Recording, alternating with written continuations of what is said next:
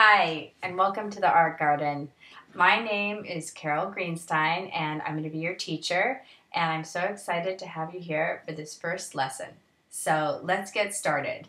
We're going to do a little warm-up, and so what I'd like you to do is grab a piece of paper and a pencil, and what I'd like you to do is draw as many shapes as you can think of. And I'm going to talk a little while you're drawing your shapes, so start. You can listen to me while you're talking. While you're drawing all the shapes as quickly as possible, so we can see how many you can get, I want you to think, how many shapes do you think there are in the world? So think about that. And if you want to pause the video, maybe give yourself 2-3 minutes to draw as many shapes as you can. If you're with friends, it's totally okay to peek over and see what they're doing, because in art, copying is a good thing. And we'll talk more about that. Not copying exactly, but getting ideas and then making them your own. So, okay, so I'm going to pretend a few minutes have gone by, and I'll go back to that original question. How many shapes are there? Well, I think most of you probably came up with the answer that there are infinity. There are as many shapes as you can think of, and there are two types of shapes. There's geometric shapes, your circle, your square, your triangle, and if you're studying geometry, you could spend a lot of time thinking about all the different shapes and writing them down. And then there is organic shapes. And, oh, I didn't draw any, and there's a reason why. Because organic shapes are shapes found in nature and found in your head. Basically, it's just an enclosed space. So that's a shape, yes, where to go. That's a shape with a couple little lines. There's a shape. So those are your organic shapes. And if you go outside and look at trees and nature, what you'll see is you'll rarely find two things that are exactly the same. Matter of fact, I'd almost make an argument you won't find two things, even two little rocks. If you look at them and they're perfectly round, they're not exactly the same shape. And that's what's so beautiful about nature and shapes. So we're going to be thinking about shape during our project. And we're also going to be thinking about one of my favorite artists, and his last name is Matisse. I'm going to show you some pictures by him. Matisse was born in, I think, 1867, and hold this steady, so more than 100 years ago, long time ago, he lived to a very old age. He lived to, I think, his 90s. And if you look at these, you'll see why, I decided to talk about shape today. There's all kinds of interesting organic shapes in his artwork. I'll show you a couple more. These were all works he did. Let's see, there's one more. Look at the shapes. You can pause any of these that you want. I'm going to go back to this one for just a second because it's just one of my favorites, the red room. Sometime we'll come back and we'll talk about color. And I'm going to show you a picture of Matisse himself. If I can find it. Here it is.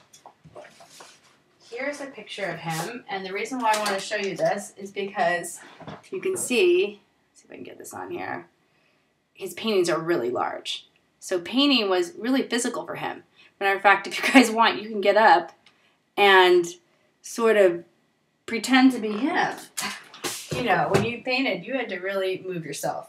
And so that's why when he got older, he couldn't paint anymore. It was too physically tiring when he got into his 80s and 90s. So he started doing paper cuts. And that's what we're going to do today. I want to show you one picture. Sorry, I have my head away from the screen. And that's this one. The cool thing about paper cuts is he could design them even as he's in his bed. So, paper cuts. I'll show you a couple of his paper cuts. And some of these were some of his most exciting works. And if you look at the shapes, look at these little guys. Wait, where are they? These guys are really cool. That's a shape he made up. And that's what I'm hoping you guys will do today. Make up some shapes that don't exist. And here's a whole bunch of different shapes and colors. Some more geometric, like these, and the little squares, although they're not completely geometric because they're not perfect squares. And I'll show you one more. So that's what we're doing. we're going to be cutting out shapes and arranging them and thinking about Matisse and his great colors. And you can do anything you want with this. If you like trees, you can arrange it into a tree. It can be abstract, like this one, where it's not really a picture of anything, or, you know, this one kind of is like a person. You can make it into something. It's sort of fun to start abstract. So what you're going to need for this project is a color for your background. You know, you can just think about like what kind of picture you want to create. You need a piece of construction paper. You can use white as well. And you need to start cutting shapes. So you need a scissors. And that's what you're going to do. I'm going to sample it for you, and then I'm going to let you do it. So you're going to cut out a bunch of shapes. And I'll show you one of my favorite ones to cut. This one's fun. If you just go swirl around like this one just comes out so fun. It comes out different. And then cut off a few of these little pieces. You get some interesting shapes. And then you can even use your little shapes, your discards, someplace. So what I want you to do is cut a whole bunch of shapes and then arrange them. No glue yet. You want different sizes. You want some big, you want some medium, and you want some little. That's what makes an interesting composition. You know, looking at this one even. Big, little, you know, big. But ultimately you can do it any way you want. If you want to do all little, maybe a great idea. I'm sure it will work out. So, and then once you have your shapes all laid out, you're going to take your glue and you're just going to apply a little glue to the back and glue them down. And I strongly recommend you do your big shapes first, and then you can put your medium shapes down, and then your little shapes. So that's the project. I hope you have fun with it.